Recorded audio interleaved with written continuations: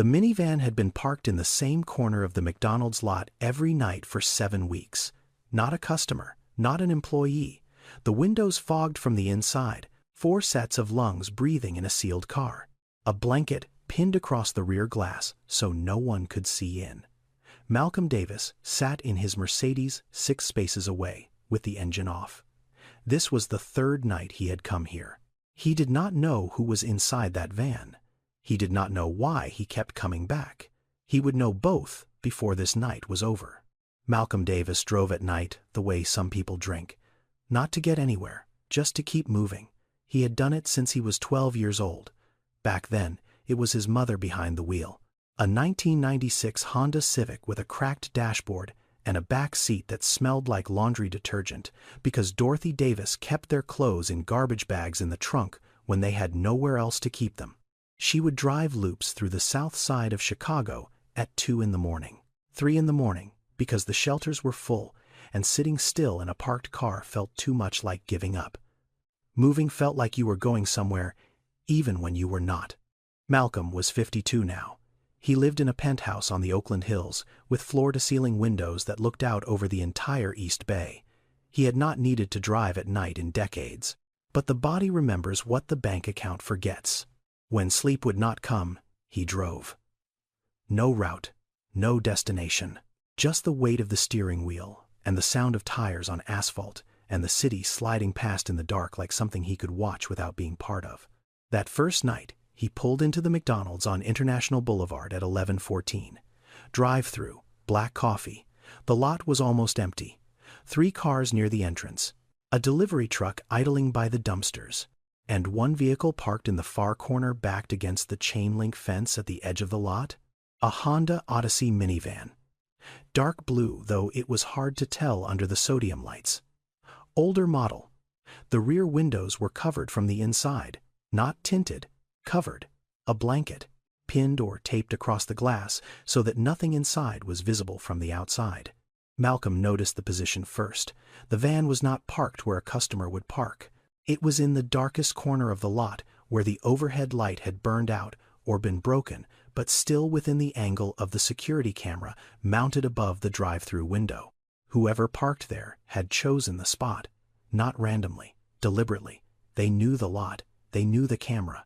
They knew exactly how much visibility they needed and how much darkness they could afford. He did not know yet why that detail mattered to him. He would understand later. But in the moment he just sat in his Mercedes with the coffee cooling in his hand and looked at the van through his side mirror. The windows were fogged, all of them. Condensation from the inside. Not rain, not cold air meeting warm glass from the outside. Breath. Someone was breathing inside that van. More than one person based on the amount of fog covering every window. Then he saw it. A small hand appeared on the inside of the passenger window. A child's hand. It pressed flat against the glass and dragged downward, clearing a narrow streak through the condensation. For less than 2 seconds, he could see the outline of a small face looking out through the gap. Then, the hand disappeared. The fog closed back over the streak within a minute. Malcolm did not get out of his car. He did not walk over. He did not call anyone. He sat there for another 4 minutes. Then he put the Mercedes in drive and pulled out of the lot. The drive home took 11 minutes. International Boulevard to the freeway to the hill to the gate to the garage to the elevator to the penthouse, where every room was climate-controlled and every surface was clean and every window looked down on a city that Malcolm had spent 20 years learning how to profit from without ever having to stand. Inside it, he set the coffee on the kitchen counter.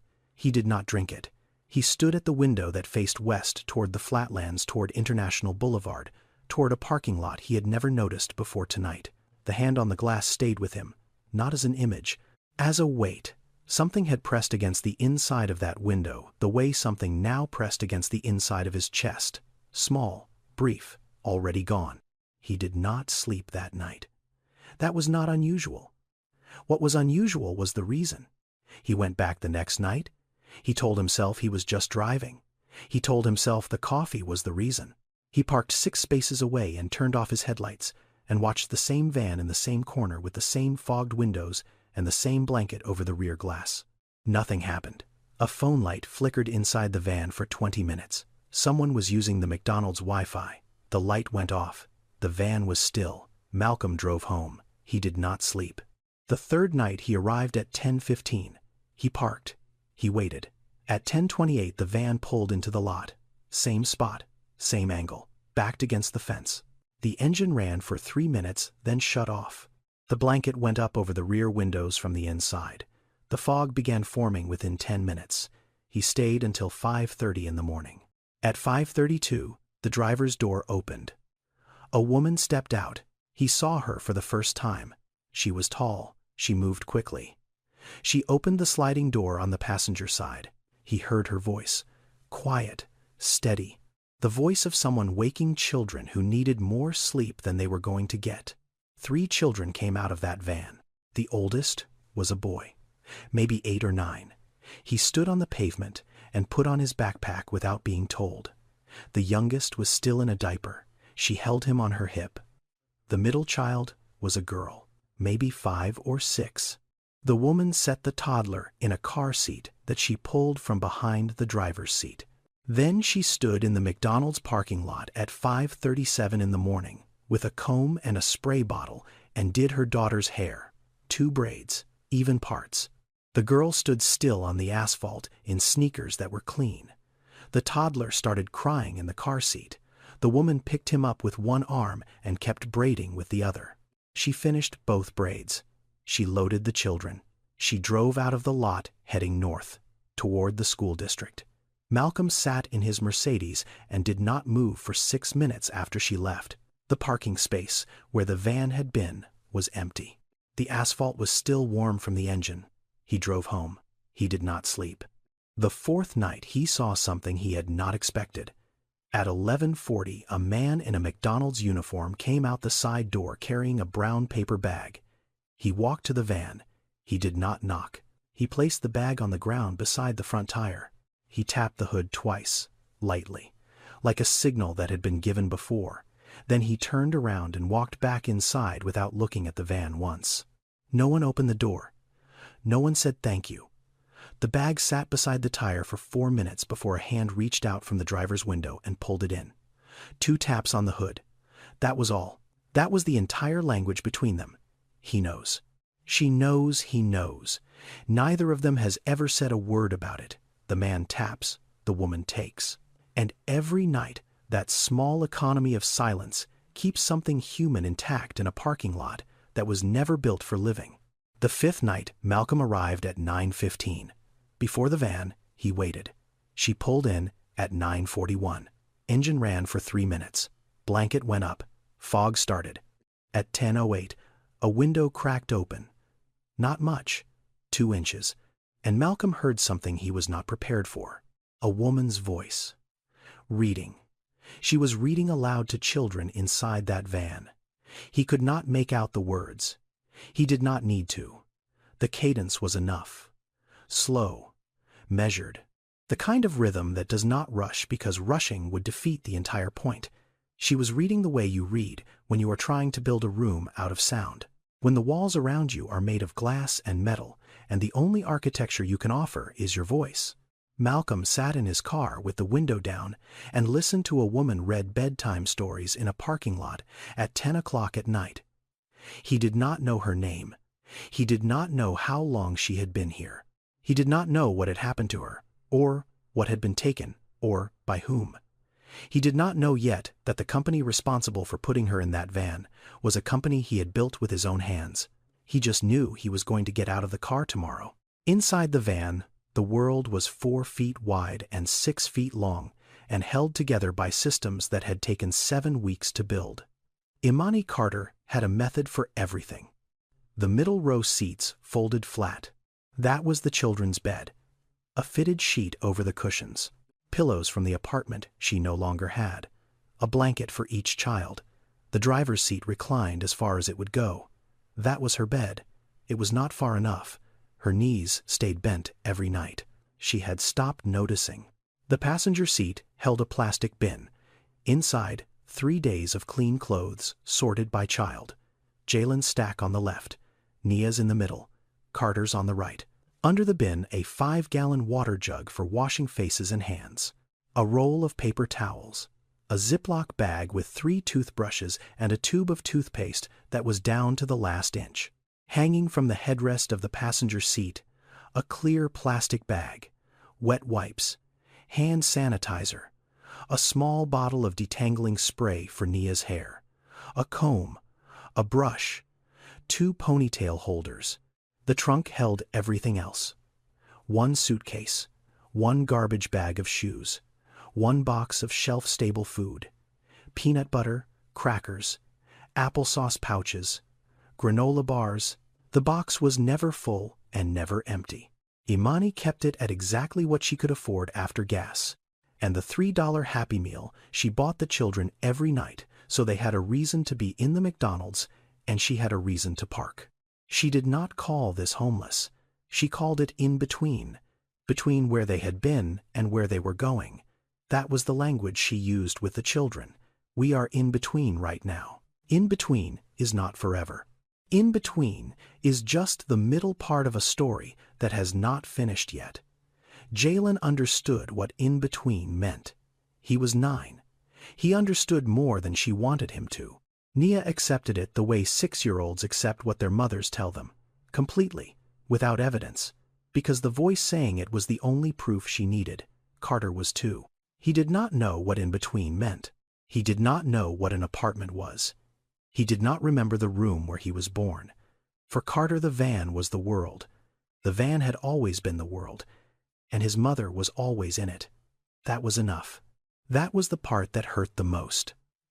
Not that her youngest son was living in a van, but that he had no idea anything was missing. Every night followed the same order. Park. Engine off. Blanket up. Wipes for hands and faces. Change into sleep clothes. Then Imani reached into the pocket behind the driver's seat and pulled out a paperback book so worn the spine had split 3 times and been taped back together with packing tape. Maya Angelou. And Still I Rise, her mother's copy. Renee Carter had bought it at a used bookstore in 1994 for $2. She had written in the margins, notes, dates, small thoughts that arrived between the lines of someone else's poetry and needed a place to land. On page 43 in handwriting that Imani would recognize anywhere, Renee had written a single sentence in blue ink along the left margin. Home is not an address. Home is the voice that reads to you at night. Imani read that sentence to her children the first night they slept in the van. She has read it every night since. 49 nights, same page, same sentence, same voice. After the book, after the blanket adjustments, after Carter's breathing slowed and Nia stopped shifting and the van went quiet, one light stayed on, Jalen's phone flashlight, dim, angled into the pages of a composition notebook that he kept in his backpack during the day and under his pillow at night. He opened it to the next blank line. He wrote in handwriting that was getting steadier month by month. Things that are still good. Number 47. Mom's voice when she reads. Number 48. The McDonald's man left nuggets again. He closed the notebook. He turned off the light. He lay in the dark beside his sister and his brother and listened to his mother breathing in the front seat. Imani heard the pen stop. She heard the flashlight click off. She did not ask what he wrote. She never asked. Whatever was in that notebook belonged to him. It was the one thing in his life that no one had packed into a van or lost to an eviction notice or left behind in a building that someone else now owned. She let him keep it. She owed him that much. She owed him more than that, but that much she could give him tonight. Imani Carter was 31 years old. She was a certified nursing assistant at Emerald Grove Senior Living in East Oakland. Night shift, 11 at night to 7 in the morning. $19.50 an hour. She had held the job for 4 years. She had never missed a shift. Not when Jalen had the flu. Not when Nia broke her wrist on the playground. Not when her back seized so badly she had to dress herself lying on the floor because standing up was not available to her that morning. She showed up. That was what she did. That was what she had always done. She met Terrence Carter at a block party cookout on Foothill Boulevard when she was 22. It was July. The kind of Oakland summer afternoon where everything smells like charcoal and someone's speaker is playing too loud from a second-floor window and nobody minds. Terrence was standing behind a grill that did not belong to him, cooking for people he had met 45 minutes ago. He was the best cook there, and he knew it, and he did not make a show of knowing it. He just cooked. He grilled corn a way Imani had never seen before. Butter on the cob before it went over the flame. Not after, he said. His mother taught him that. The butter melts into the kernels instead of sitting on top. You taste it different. You taste it deeper. Imani remembered that detail 14 months later when she married him at the Alameda County Courthouse on a Tuesday afternoon.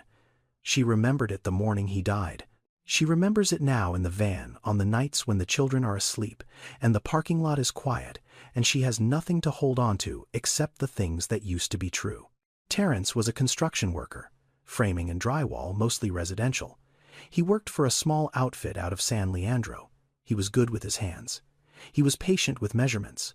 He once spent an entire Saturday rebuilding a section of baseboard in their apartment because the previous tenant had done it crooked and he could not stop noticing. They rented a 2-bedroom apartment at Ridgewood Terrace on International Boulevard, 3rd floor, Unit 312. The living room window faced the courtyard where a rusted swing set stood between 2 benches that no one had painted in years. Jalen took his first steps in the hallway outside that apartment. Imani was carrying groceries. Terrence was holding his phone trying to record it. Jalen made it 6 steps before sitting down hard on the carpet and looking surprised at what he had just done. Nia said her first word in the kitchen. She was sitting in a high chair while Terrence spooned rice onto her plate. She pointed at the pot and said more.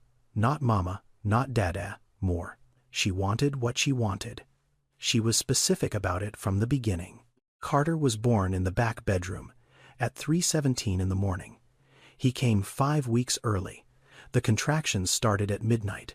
Terrence called 911 at 2:45. Carter arrived before the paramedics did. Terrence caught him. He had never held anything that small. He told Imani afterward that his hands were shaking so badly he was afraid he would drop the baby. He did not drop the baby. Every room in that apartment held something. A first step, a first word, a birth, $1,400 a month, 2 incomes. Imani and Terrence together made just enough, not comfortable, not secure, just enough to stay where they were and not think too hard about what would happen if one of those incomes disappeared. Imani's mother, Renee Carter, died of breast cancer when Imani was 19. Renee was 44. She had worked as a home health aide for 21 years. She did not leave money. She did not leave property. She left a paperback copy of Maya Angelou's And Still I Rise that she had bought at a used bookstore in East Oakland in 1994 for $2. The spine had been cracked and taped and cracked again. Renee wrote in the margins, small notes, dates, sometimes just a word. Sometimes a thought that arrived between someone else's lines and needed somewhere to go. Most of the notes were for herself. One was not. On page 43 in blue ink in handwriting that slanted slightly to the right, the way Renee's always did, she had written a single sentence along the left margin. Imani found it 3 days after the funeral. She has never stopped reading it. She did not know then that she would one day read that sentence to her children in a parked van in a McDonald's lot as proof that they still had a home. She did not know then that a sentence written in a margin could become the only architecture she had left. The apartment at Ridgewood Terrace cost $1,400 a month. 2 incomes covered it. 1 income did not. But before that math became the thing that ended everything, something else had to happen first. Terrence Carter died on March 14th. A scaffold collapse at a residential construction site in Hayward. He was 33 years old. He had been on the site for 6 weeks. The company he worked for, a small general contractor with 11 employees, had classified Terrence as an independent contractor, not an employee. The distinction matters in ways that most people never think about until it is the only thing that matters. When Imani filed for workers' compensation, the claim was denied. Terrence was not an employee. He was a contractor. Contractors are not covered. When she called about life insurance, there was none. The company did not offer benefits to contractors. When she contacted the Occupational Safety and Health Administration, an investigation was opened. It is still open. Investigations do not pay rent. Worker misclassification affects an estimated 10 to 30% of the construction labor force in the United States. When a contractor dies on a job site, the family receives no death benefits, no workers' compensation, no employer-sponsored life insurance. Not because the law does not protect them, because someone decided the law did not apply to them. Imani buried Terrence on a Saturday. The funeral cost $4,200. She borrowed most of it from 3 people and has paid back 2 of them. She went back to work the following Monday. She did not take bereavement leave because bereavement leave is a benefit, and benefits are for employees with salaried positions, and Imani was hourly. She clocked in at 11 that night. She emptied bedpans and changed sheets, and held the hand of a 91-year-old woman who called her the wrong name, and she did not correct her because the wrong name was close enough and the woman needed someone to hold her hand more than she needed to be right. 1 income. $19.50 an hour. 40 hours a week before taxes. $1,400 a month for rent. Imani did the math every morning. She managed it for 4 months. The 5th month, a letter arrived. New management. Ridgewood Terrace had been acquired by a property investment firm based in the Bay Area. Improvements would be made. Rent would be adjusted to reflect market conditions. The new monthly rate for Unit 312 would be $1,960, a 40% increase. Imani called Legal Aid of Alameda County. A lawyer helped her file a dispute. The dispute bought her 4 months, 4 months of letters, 4 months of hearings, 4 months of a system that moved slowly enough to look like it was working but never slowly enough to actually protect the person inside it. Then the code enforcement notice arrived. The 2nd bedroom window did not meet egress requirements. Fire safety. The same window that had been in that apartment for 6 years. The same window that had passed every inspection when the old management had no reason to look for problems. The new management had a reason. The eviction order came on a Wednesday. Imani had 14 days. She did not fight it. She had used up fighting. She packed what fit into the van. Clothes, dishes stayed. The children's winter coats, toys stayed. The composition notebook Jalen had been writing in since his father died. The Maya Angelou paperback with her mother's handwriting in the margins. The car seat. The 5-gallon water jug she had bought at a hardware store because she already knew what was coming. On the last morning, she loaded the children into the van in the parking lot of Ridgewood Terrace. Jalen climbed in without being told. He put on his seatbelt and looked straight ahead. Carter was on her hip. Nia stood on the pavement and looked up at the building. "Are we going home tomorrow?" Imani knelt down. She looked at her daughter.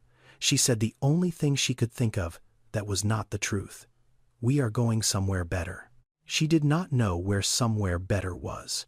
She knew it was not here. She knew that her credit score now carried an eviction record that would follow her for 7 years. She knew that no landlord in Alameda County would approve an application with that record. She knew the shelters were full. She had called 4 of them.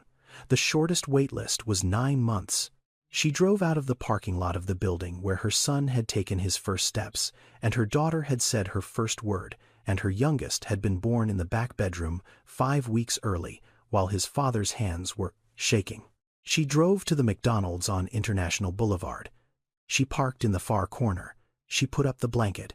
She turned off the engine. That was the first night. Jalen Carter. 9 years old, 4th grade at Garfield Elementary. His reading level was above average. His attendance was perfect. His teacher, Miss Boateng, did not know he slept in a van. Nobody at the school knew. Every morning, Jalen arrived in clean clothes with a full backpack and completed homework because Imani made sure of it. She ironed his shirts on the dashboard when the windshield caught enough morning sun. She checked his math at 5:45 in the morning using the dome light. She made sure that nothing about her son's appearance at 8:15 when he walked through the school doors suggested anything about where he had been at midnight. Jalen did not tell anyone, not because Imani told him not to. She had never said a word about keeping it secret. He understood on his own. He was 9. He understood that if he told his teacher would call someone. And if someone got called, that someone might decide that a van was not a suitable place for children. And if that decision got made, the next decision might be to separate them, to put him and Nia and Carter somewhere that was not with their mother. He had done the math on that, not with numbers, with fear. And the math told him silence was safer than help. He had started the notebook 3 days after his father died. Imani had taught him the exercise. Find one good thing every day, write it down, keep the list. On the first day, he wrote 2 entries.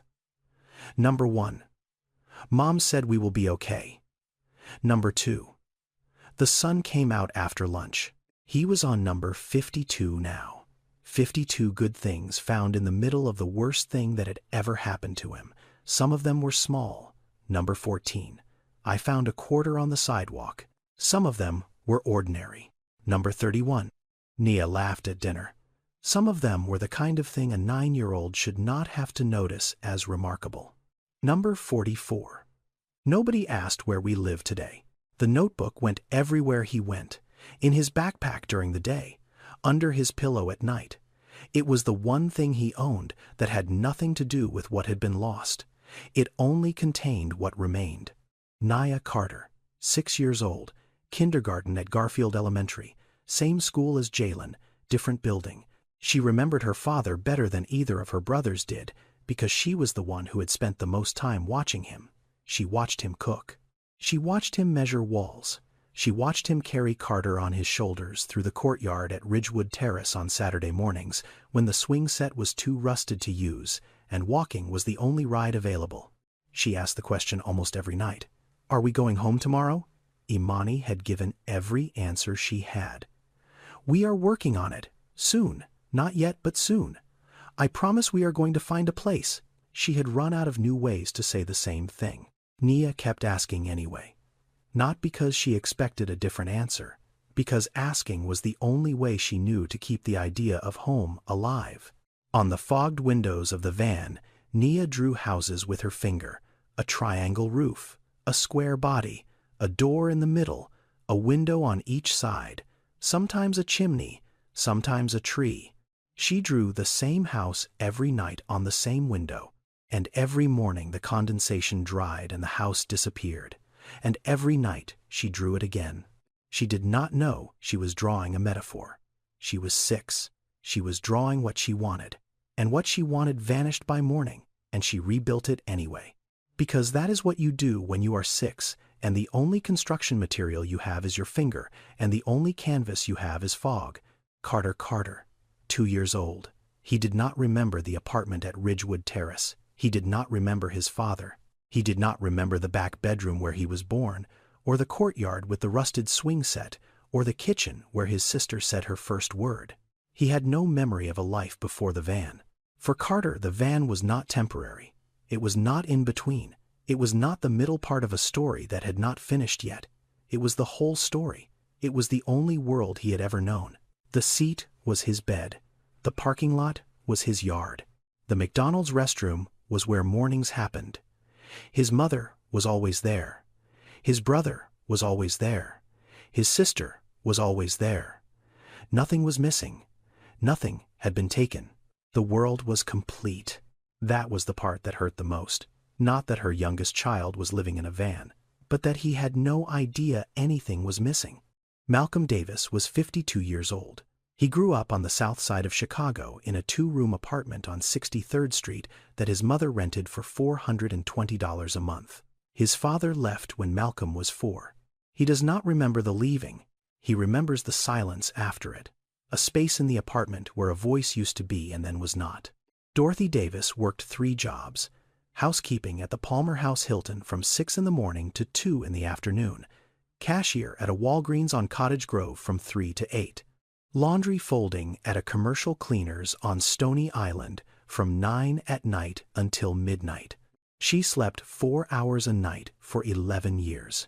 She never once called it sacrifice. She called it Tuesday. They were evicted for the first time when Malcolm was 8. The building was sold. New owner, rent increase. Dorothy could not cover the difference. They moved to a smaller place on 69th Street. They were evicted again when he was 11. Same reason, different building, same math. The second eviction happened on a Thursday night in November. Dorothy loaded what she could into a 1996 Honda Civic with a cracked windshield and 214,000 miles on it. The shelters were full. She drove. Malcolm sat in the back seat and pretended to sleep. He did not sleep. He listened to his mother drive loops through the South Side at 2 in the morning, then 3, then 4, because moving felt less like failing than sitting still. He heard her cry once, just once, very quietly.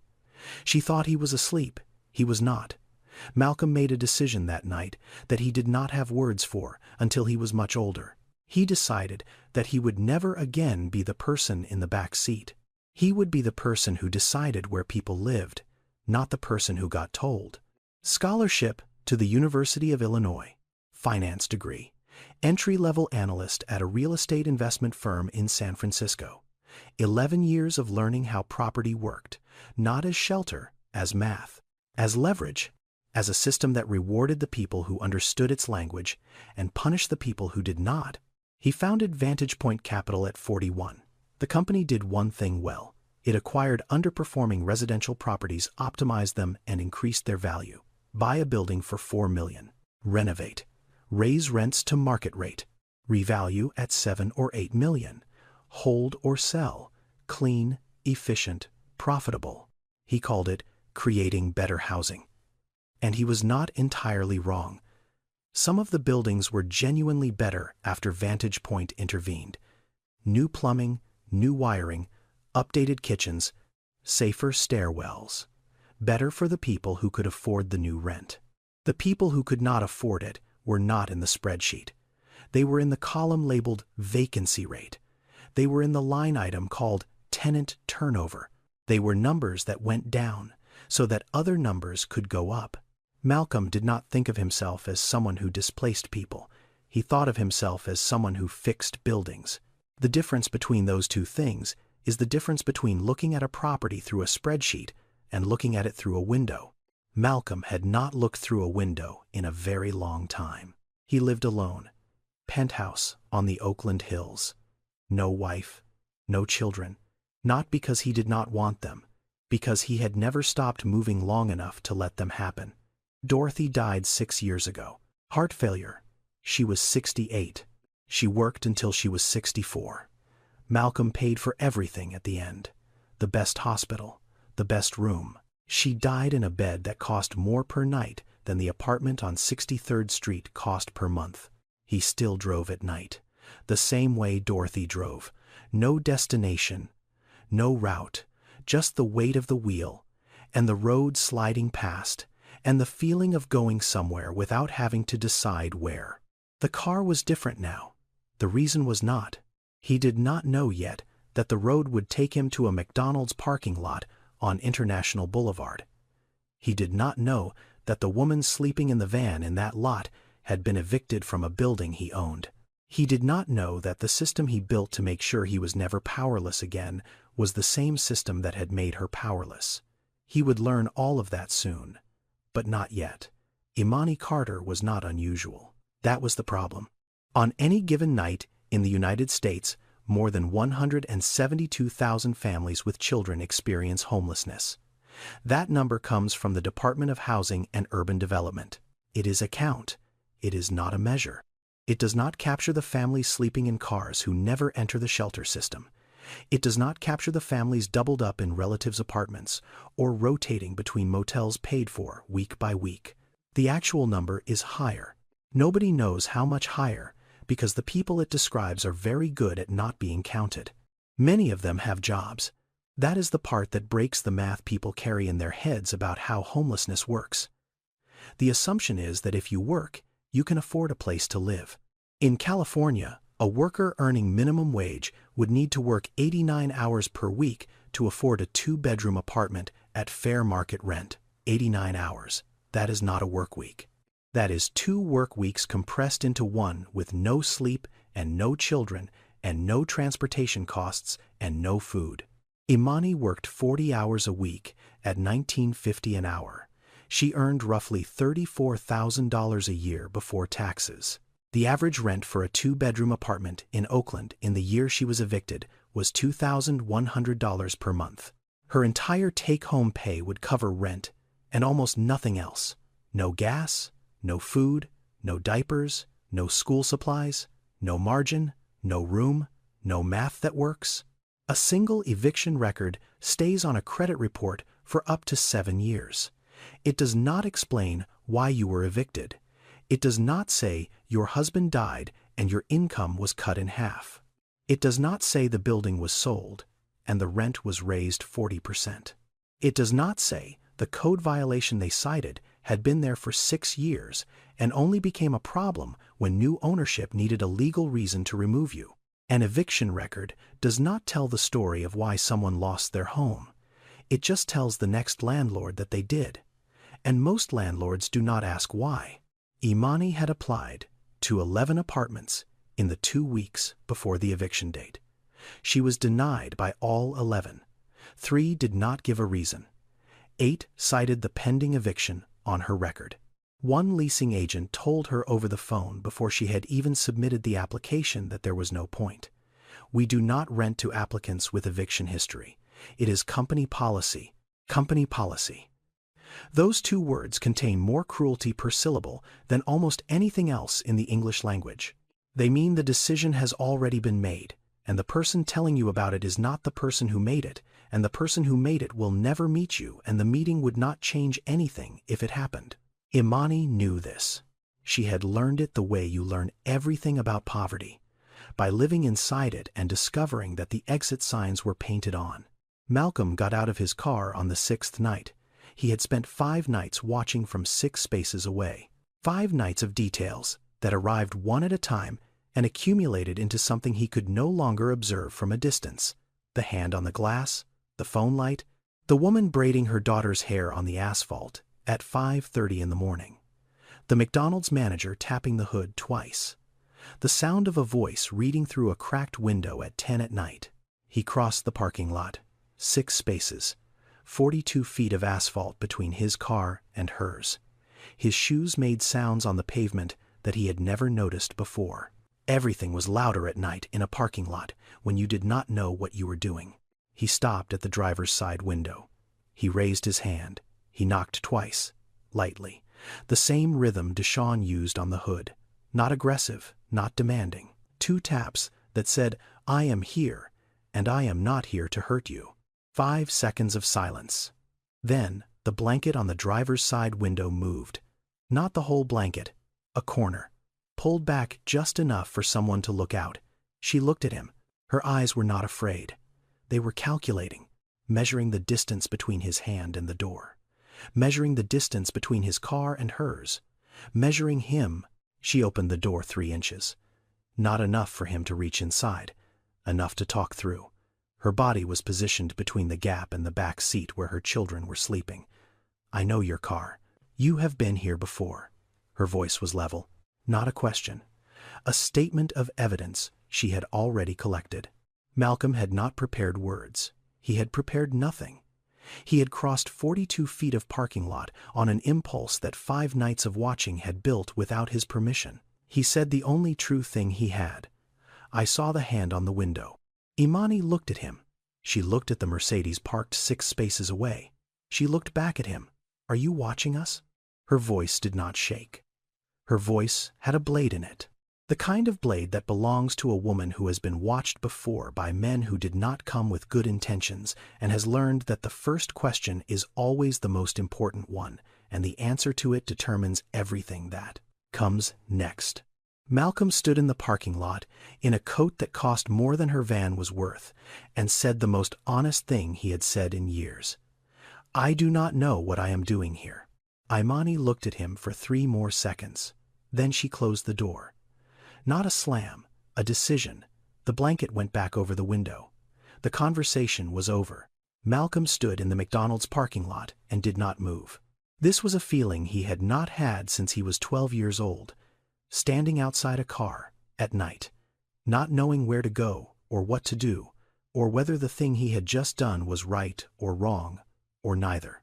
A voice came from behind him. The side door of the McDonald's. Deshaun Okafor stood in the frame with his arms crossed and his manager's apron still on. She do not need saving. She needs her apartment back. Malcolm turned. He looked at Deshaun. The parking lot light buzzed above them. What apartment? Deshaun looked at him for a long moment. Then he said a name and an address. Imani Carter. Ridgewood Terrace. International Boulevard. Malcolm drove home. He did not sleep. He opened his laptop at the kitchen counter of the penthouse on Oakland Hills. The city spread out below him through the floor-to-ceiling windows. Somewhere down in those lights, a woman was reading to 3 children in a van. He started searching. Alameda County eviction records. Public access. He typed the name Deshaun had given him. Carter Imani T. The result appeared in 4 minutes. Eviction filed. Property. Ridgewood Terrace Apartments, 1400 block of International Boulevard, Oakland, California. Management company, Crestline Property Services. Malcolm knew Crestline. Crestline Property Services was the third-party management firm that Vantage Point Capital contracted to operate 23 residential properties across the Bay Area. Malcolm had signed that contract himself. 3 years ago. He had met the Crestline operations team once. He had reviewed their quarterly reports every 90 days since. He had never asked for the names of tenants. He had never needed to. He searched again. Property ownership records. Ridgewood Terrace Apartments, acquired by Vantage Point Capital LLC. Date of acquisition, 18 months ago. Purchase price, $4.2 million. Projected post-renovation value, $7.8 million. $7.8 million. He had seen that number before. It had been on a spreadsheet, column D, row 19. Projected asset value post-optimization. He had looked at that number 18 months ago in a conference room on the 14th floor of his office building in downtown Oakland. His acquisitions director had presented it alongside 11 other properties. Malcolm had reviewed the numbers. Occupancy rate, 67%, below market rents, deferred maintenance. Significant upside potential. Significant upside potential. That was the phrase. That was the language he had used for the building where a boy took his first steps in a third-floor hallway, where a girl said her first word in the kitchen, where a baby was born in the back bedroom 5 weeks early while his father's hands shook.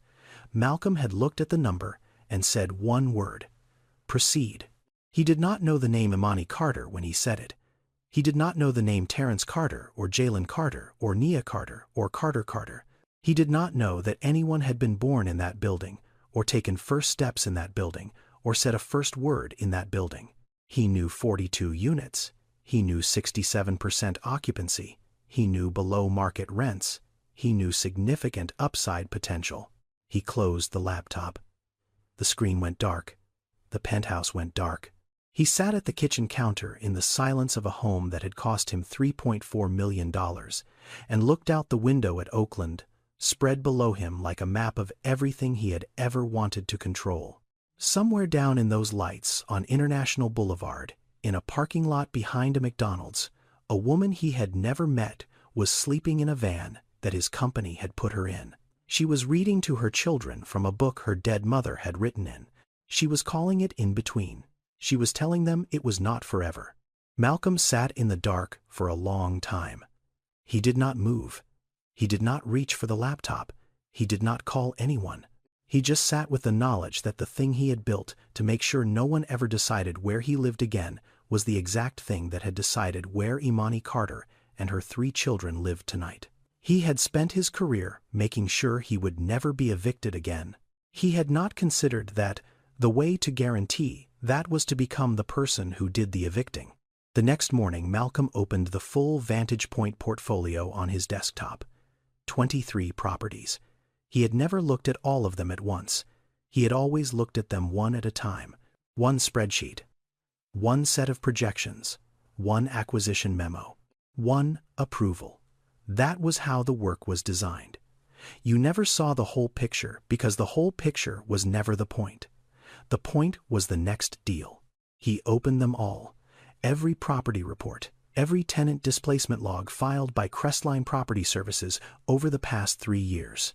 14 of the 23 buildings had been through what the reports called optimization. That word appeared on every summary page. Optimization. It meant the same thing every time.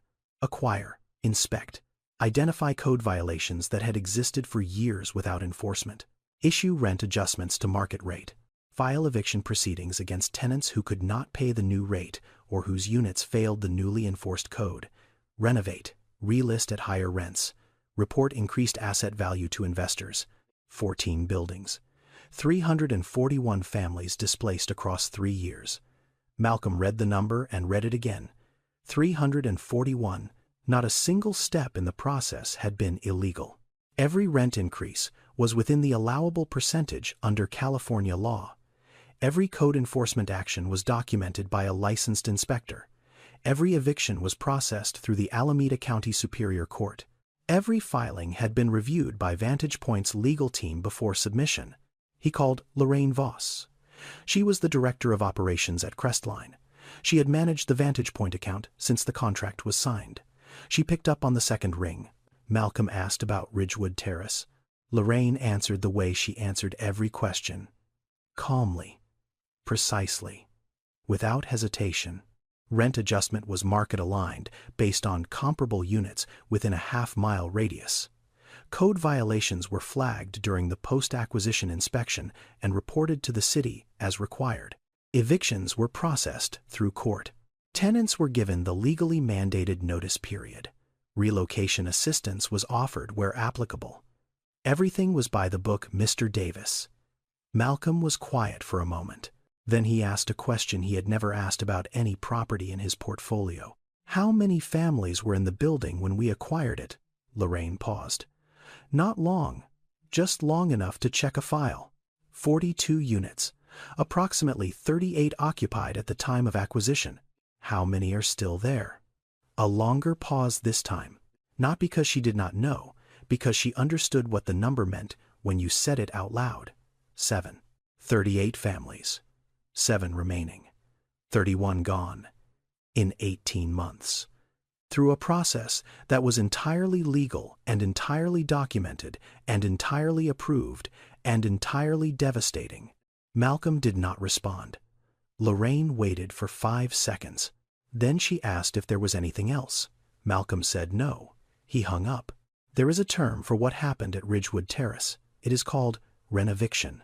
It describes the practice of using building code enforcement or planned renovations as legal grounds to displace existing tenants, typically those paying below market rent, in order to renovate units and relist them at significantly higher prices. It is legal in most states. It is common in California. According to the National Low Income Housing Coalition, the United States loses more than 900,000 affordable housing units every year to conversion, demolition, or rent increases that push existing tenants out. The buildings do not disappear. The people inside them do. Malcolm sat at his desk and looked at the portfolio spread across his screen. 23 buildings, 14 optimized, 341 families. Each building had been a spreadsheet. Each spreadsheet had once been a community. He had turned communities into spreadsheets and called it creating value. He had not done it with cruelty. He had done it with efficiency. And efficiency, when applied to places where people live without asking who lives there, is its own kind of cruelty. The kind that never has to look at what it does, because the numbers always look clean. Malcolm came back to the McDonald's on the 7th night. He did not park 6 spaces away. He parked near the side entrance and went inside. Deshawn was behind the counter. The restaurant was nearly empty. 2 teenagers sharing fries in a booth. A man asleep in the corner with a coffee cup he had not touched. Malcolm walked to the counter. Deshawn looked at him the way he had looked at him 2 nights ago. Patient. Watchful. not impressed. Malcolm spoke quietly. He told Deshaun who he was, not his name. Deshaun already knew his name from the Mercedes registration he had looked up the night Malcolm first showed up. He told Deshaun what he had found: the building, the company, the connection. He told him he needed to talk to Imani, not from a car window, not in a parking lot, at a table, like two people. Deshaun looked at him for a long time. Then he said 3 words: "I will ask." He walked out to the van. He was gone for 10 minutes. Malcolm stood at the counter and did not order anything, and did not sit down, and did not check his phone. He just stood there, waiting the way you wait when you know you have no right to ask for what you are asking for, but you are asking anyway. Deshaun came back in. He nodded once. She is coming. 4 minutes later, Imani walked through the side door. She was wearing the same jacket she wore every night. Her hair was pulled back. Her face carried the particular stillness of a woman who has agreed to something she does not trust and is prepared to leave the moment it proves her right. Deshaun stood near the door, close enough to the van to hear the children if they woke, close enough to the restaurant to come inside if he needed to. Imani sat down across from Malcolm at the corner booth. Malcolm had ordered a coffee for her. She did not touch it. She put her hands flat on the table and looked at him the way she had looked at him through the car window, measuring. Malcolm did not start with small talk. He did not start with an apology. He started with the truth. The building you lived in, Ridgewood Terrace. It is owned by a company called Vantage Point Capital. He paused. Imani did not move. That is my company. Imani looked at him. She did not blink. She did not gasp. She did not cry. She looked at him the way a person who has been pushed off a ledge looks at the person who built the ledge when they finally meet face to face. Not surprise, recognition, the slow, terrible recognition of a pattern completing itself. She was quiet for 8 seconds. Malcolm counted them. Then she asked one question. Did you know our names? No. Imani looked at him, at his coat, at his watch, at his hands on the table. Then she said something that was not a question. That is the problem, is it not? The restaurant was quiet.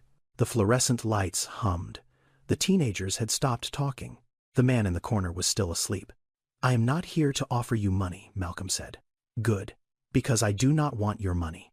I am here because what happened to you was wrong, and I did it, not personally. But I built the machine that did it, and I want to fix it, starting with you. Imani looked at him for a very long time. Her hands were still flat on the table. Her coffee was still untouched. Then she spoke, and what she said was the thing that changed the size of what Malcolm thought he was doing. Starting with me means you are going to have to explain to me why 31 other families are not sitting at this table too. Malcolm did not have an answer for that, not yet, but the question sat between them on the table like a document that required a signature. And he understood in that moment that whatever he did next could not be for one woman in a parking lot. It had to be for everyone his machine had touched. Imani stood up. She did not say goodbye. She did not say thank you. She walked out the side door and crossed the parking lot to the van where her children were sleeping. Deshaun watched her go. Then he looked at Malcolm. Malcolm sat in the booth for another 11 minutes.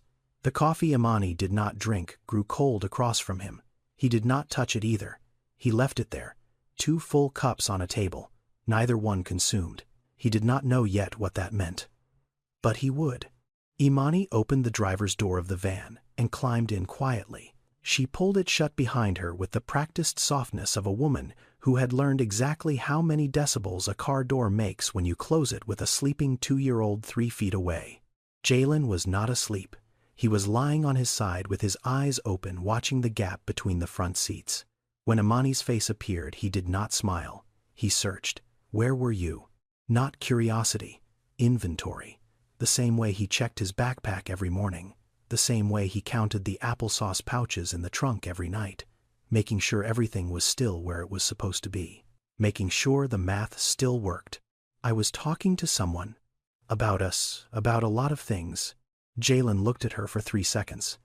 He was reading her face the way he read everything. For data. For shifts. for the difference between what she said and what she meant. He found whatever he was looking for.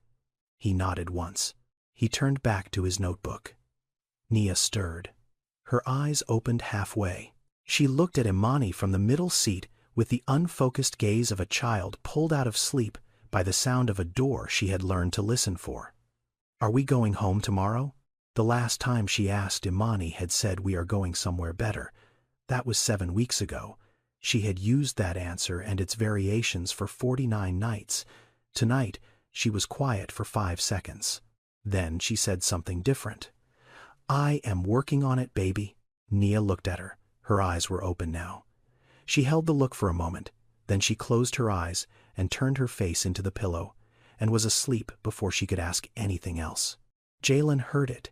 He heard the difference. He opened the notebook. The phone flashlight was already on. He found the next blank line. Number 53. Mom came back. Below it, in smaller handwriting, pressed closer to the line, as if he was trying to make it fit inside something private. Number 54. She said she is working on it. That is different from what she usually says. He closed the notebook. He put the pen in the spiral binding. He turned off the light. He lay on his back and looked at the ceiling of the van and listened to his mother settle into the driver's seat. Imani reached into the pocket behind the seat and pulled out the Maya Angelou book. She opened it. She read quietly. The same poems she had been reading for 49 nights. The same voice. The same cadence. The children knew the sound of it the way they knew the sound of the engine starting, and the sound of the blanket going up, and the sound of the parking lot at night when everything was as close to safe as it was going to get. She turned to page 43. Her mother's handwriting. Blue ink, slanting to the right. Home is not an address. Home is the voice that reads to you at night. She looked at the sentence. She had read it aloud every night since the first night in the van. 49 times. She had read it as a promise, as evidence, as the one thing she could offer her children that did not require a lease or a credit check or a landlord's approval. Tonight, she did not read it aloud. She looked at it. She held the book open on her lap and sat in the dark and looked at her mother's handwriting and wondered something she had never wondered before. She had always assumed Renee wrote that sentence as philosophy, as something true and beautiful and worth preserving in the margin of a poem. Tonight, for the first time, she wondered if her mother had written it for a moment exactly like this one. If Renee had known what it was to have no address. If the sentence was not philosophy at all but survival. If her mother had written it not because it was beautiful but because she needed it to be true. Imani closed the book. She put it back in the pocket behind the seat. She leaned her head against the window and closed her eyes. She did not sleep. She listened to her children breathing, 3 sets of lungs in a sealed car. The sound of the world she was holding together with her voice and her hands, and the stubborn refusal to let the math win. Outside, the parking lot was quiet. The McDonald's sign buzzed. The fog was coming in off the bay. In 6 hours, she would wake them. She would comb Nia's hair. She would check Jalen's homework. She would carry Carter on her hip. She would drive them to school. She would make it look like nothing was wrong. But tonight, something was different. She did not know yet what it would become. She only knew that the word she had used with Nia was different from every word she had used before. Working on it, not someday, not somewhere better. Working on it, present tense, active, a thing being done rather than a thing being waited for. She did not know yet if it would be enough, but it was different. And in a van in a parking lot, after 49 nights of the same different, was the closest thing to hope she had. Malcolm called Vantage Point's legal department at 7:15 the next morning. He gave 3 instructions. Stop all pending eviction proceedings across all 23 properties. Pull the complete displacement records for every building Crestline had managed over the past 3 years. And schedule a call with the CFO for 9 o'clock. The CFO's name was Nathan Gill. He had been with Vantage Point for 6 years. He was good at his job. His job was to make numbers go in the right direction. He called at 9:02. Malcolm told him what he wanted. A full audit. A moratorium on rent increase evictions. A fund. Nathan was quiet for 4 seconds. Then he asked the question his job required him to ask. What is the business case? There is not one. Nathan was quiet again. Longer this time. Then he said he would start the audit. He did not ask again. Malcolm hired Samara Obi, 38 years old, tenant rights attorney with the Legal Aid Society of Alameda County. She had spent 11 years representing tenants in eviction proceedings and had never once been retained by a landlord. She said so on the phone. Malcolm said he understood. He asked her to look at the Ridgewood Terrace file anyway. Samara reviewed the records in 3 days. Her conclusion was precise. The evictions were technically legal. Every filing followed the statutory process. Every notice met the required timeline. Every code violation cited in the eviction proceedings was real. But the pattern told a different story. The code violations at Ridgewood Terrace had existed for years under the previous ownership without triggering enforcement.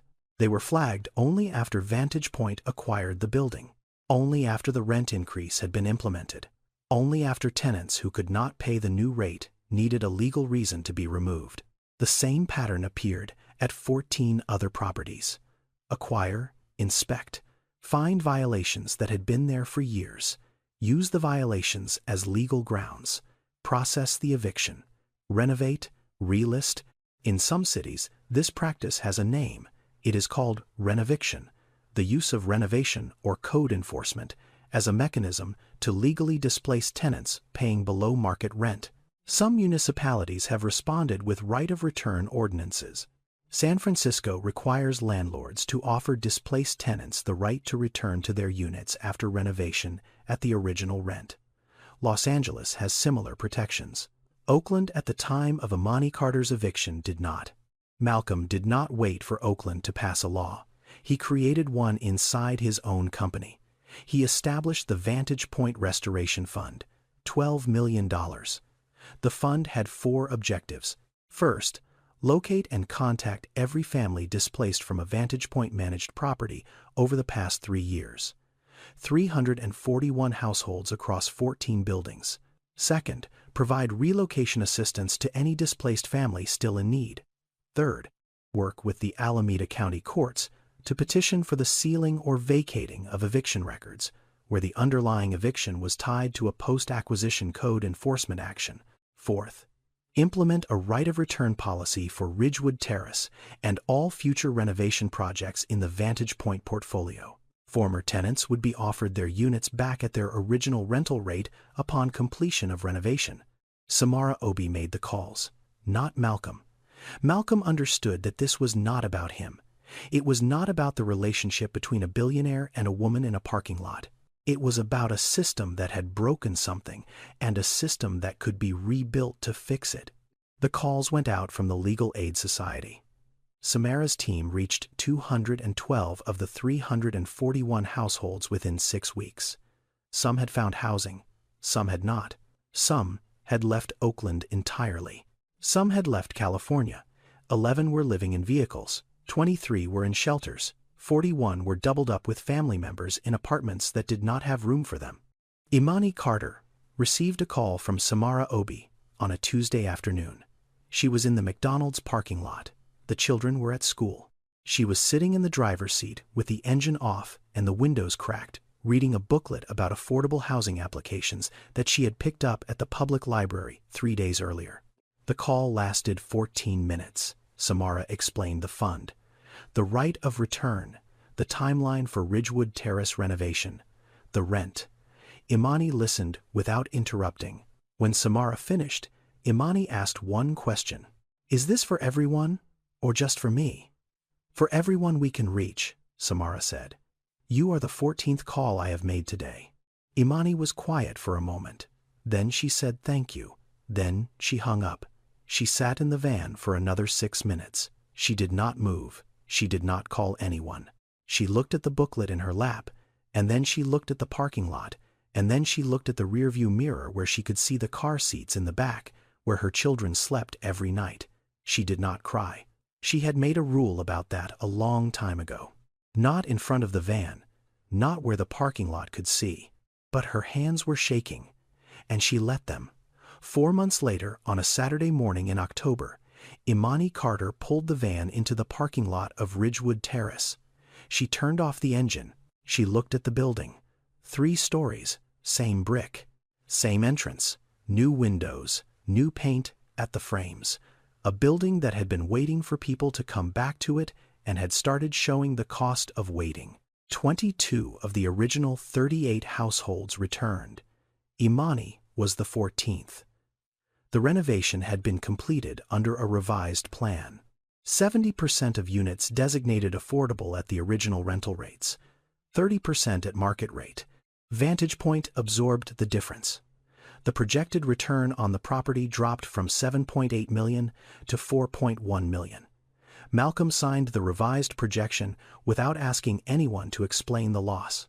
There was no loss. There was a correction. Imani walked through the front door. The lobby had new tile. The mailboxes were new. Her name was already on Unit 312. 3rd floor. Same unit. She took the stairs. The staircase was the same. The railing was the same. Her hand knew it. Her feet knew the steps. 14 up, turn. 14 more, turn. 14 more, 3rd floor. She opened the door to the apartment. The kitchen was new. New cabinets, new countertop, new stove, but the layout was the same. The window above the sink was in the same place. She stood where Nia had been sitting in a high chair when she said her first word, more. She stood where Terrence had stood with a spoon and a pot of rice on his last Saturday morning in this kitchen. She walked into the living room. The window still faced the courtyard. The old swing set was gone. A new one stood in its place. Bright blue. The chains did not rust. She walked into the back bedroom.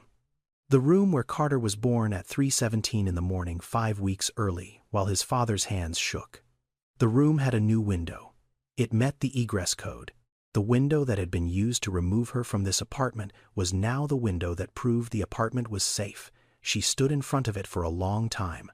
Nia ran in first. She went straight for the room that had been hers before she could remember it being hers. She stopped in the doorway. She looked around. She turned and ran back to Imani in the hallway. "Are we going home tomorrow?" Imani knelt down. She was eye level with her daughter. She had heard that question every night for 4 months.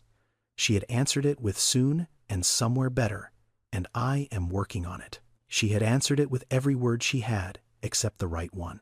"We are already here, baby." Nia looked at her. She looked at the room behind her. She looked back at Imani. Then she walked into the room and sat down on the floor in the middle of it and did not move. She sat there the way a person sits in a place they have been looking for. Not doing anything. Just being in it. Jalen walked into his room. He set his backpack on the floor. He unzipped it. He took out the composition notebook. He held it for a moment. Then he placed it on the desk. A real desk. In a real room. With a lamp that plugged into a wall and a window that faced the courtyard and a door he could close. He opened the notebook. He looked at the pages. 54 entries. 54 good things found in the middle of the worst thing that had ever happened to him. He did not write anything. He just looked at the notebook sitting on the desk. The notebook had lived in a backpack, and under a pillow, and in the dark of a van for 4 months. Now it was on a desk, in a room, in a home. He closed it. He did not need to write right now. The notebook could wait. It had never been able to wait before. Carter walked through the living room, touching everything. The wall, the window, the edge of the couch that had been delivered that morning. He touched the curtain and pulled it and laughed when it moved. He did not know this apartment. He did not remember it. He did not know that he had been born in the back bedroom, or that his father had caught him with shaking hands, or that his sister had said her first word in the kitchen, or that his brother had taken his first steps in the hallway, outside. For Carter, this was a new place. Every place was new. He did not know this was a return. He just knew his mother was smiling. And his mother's smile was enough to make any room feel like it had always been his. That night, the first night, the children slept in beds. Beds, real sheets, real pillows, real walls. Nia fell asleep first, then Carter, then Jalen. He was always the last one. Imani sat on the edge of Jalen's bed. She reached into the bag she had not yet unpacked and pulled out the Maya Angelou book. She opened it. She read. The same poems, the same voice, the same rhythm the children knew the way they knew her breathing and the sound of a door closing gently. She turned to page 43. Her mother's handwriting, blue ink, slanting to the right. Home is not an address. Home is the voice that reads to you at night. She read it out loud. For the first time in a real home, for the first time with walls that belonged to her and a lease with her name on it and a door that locked from the inside, her voice did not shake. It was just fuller than usual, as if the sentence had been waiting for a room that deserved it. Jalen's eyes were closed, but he was not asleep. He was listening. He heard the sentence. He had heard it every night for 4 months. But tonight it sounded different. Tonight it sounded like it was true in a way it had not been true before. Not because the words had changed, because the room had. Imani closed the book. She kissed his forehead. She turned off the light. She closed the door. Jalen waited. He listened to her footsteps move down the hallway. He heard her open her own bedroom door. He heard it close.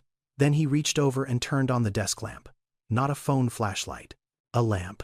It made a circle of warm light on the desk and on the notebook sitting in the middle of it.